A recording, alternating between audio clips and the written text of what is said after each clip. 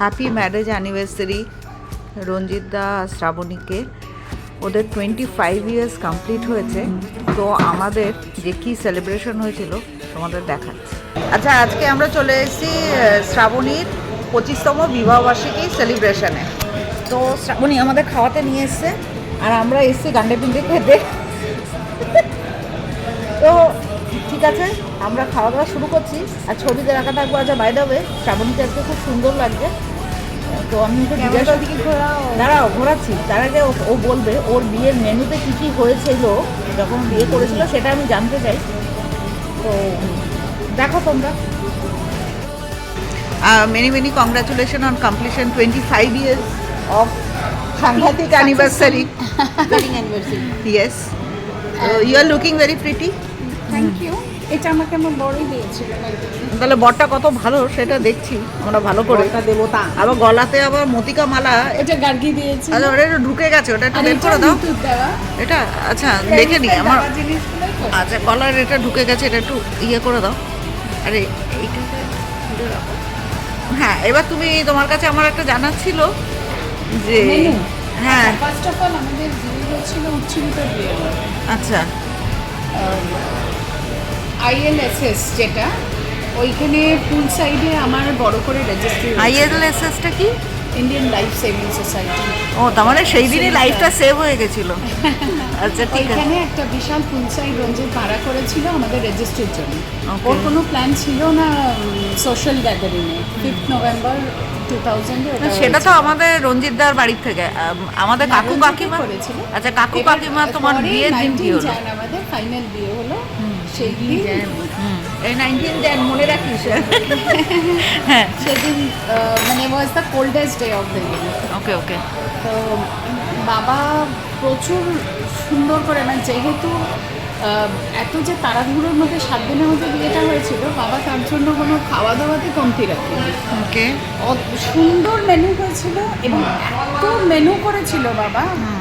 ভাত ডাল, বাঙালি খাবার, ভাত ডাল ভাজা, 2-3 রকমের মাছ হয়েছিল, ফিশ অর্লি হয়েছিল আমার মনে আছে, কারণ আমি খুব পছন্দ করতাম ওটা, তাই পাতুরি হয়েছিল, তারপরে চিকেন হয়েছিল, মাটন হয়েছিল।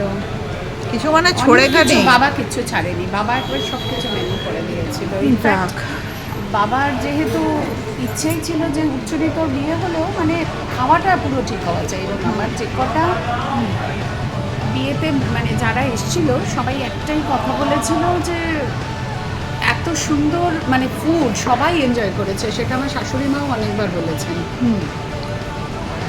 এনজয় করে খেয়েছিল সবাই। আর তুমি খেয়েছিলে তো? হ্যাঁ, ঠিক আছে। দাঁড়াও একটা, ইট ওয়াজ সো কোল্ড। মানে রঞ্জিত রীতিমতো কাঁপছিল বিয়ের সময়। Good good. খেতে খেতে আরো বিয়ের গল্প শুনবো। এক সেকেন্ড। এত তাড়াহুড়োর মধ্যে যে এত সুন্দর করা খাবার দাবারটা। আর আমি ফার্স্ট টাইম রসগোল্লা খেয়েছিলাম 5th November। তাও একটুখানি, তাও আবার কিসের যেন চকলেট।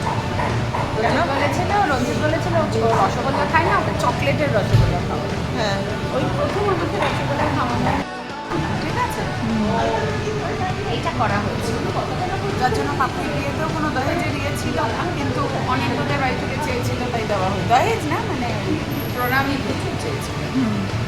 তো বাবা বললো যে যখন সব কিছুই ওরা না বলে দিল, হ্যাঁ, ইনফ্যাক্ট জামা কাপড়ও নিতে দেয়, মানে রঞ্জিত বললো জামা কাপড়ও আনবে না, যেগুলো নতুন পাবে সেগুলোই করবে, আনা চলবে না, ঠিক আছে, এই বাড়ি থেকে। তখন বাবা বললো আমি খাওয়া দাওয়াতে পুরো খরচা করবো। তখনকার দিনে আমার বাবা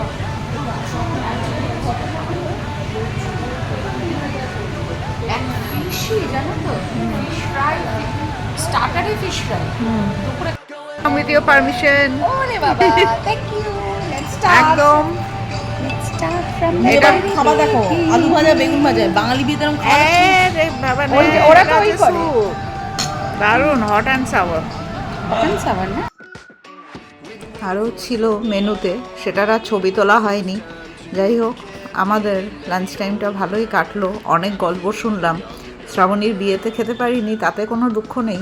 ও 25th ম্যারেজ অ্যানিভার্সারিতে দারুণ জমিয়ে খাওয়া হলো। Thank you Shrabani, thank you Ranjit দা। যাক, তোমরা সকলে ভালো থাকো, তোমাদের দিনটা ভালো কাটুক। আজকে তো সরস্বতী পুজো, আজকেও বাঙালির ভ্যালেন্টাইন্স ডে। তো বাঙালির ভ্যালেন্টাইন্স ডে কেমন কাটাচ্ছ তোমরা, সেটা নিশ্চয়ই আমাকে জানিও। এই দেখো কিছু খাবারের ছবি দিলাম শেষে, তোমাদের কেমন লাগছে, দেখে লোভ লাগছে নাকি সেটা জানিও।